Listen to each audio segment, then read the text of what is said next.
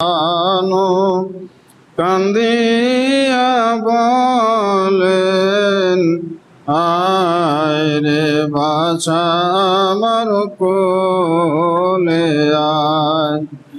7 দিন হইল কেউ তো মোরে, 7 দিন হইল কেউ তো মোরে মা বলিয়ার ডাকে নাই।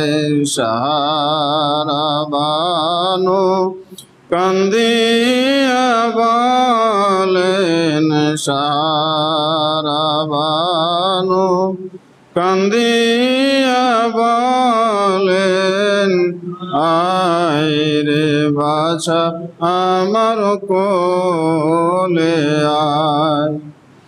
ইমাম হোসাইন কুফা যাইবেন, ইমাম হোসাইন কুফা যাইবেন, পথ ভুলে গেলেন কারবালায়।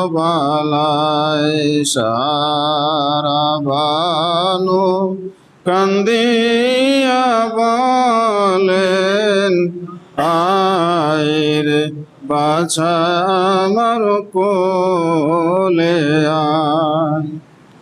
আলহামদুলিল্লাহ, এই গজলটা আব্বা হুজুরের লেখা। আব্বা হুজুর যখন 81 সালে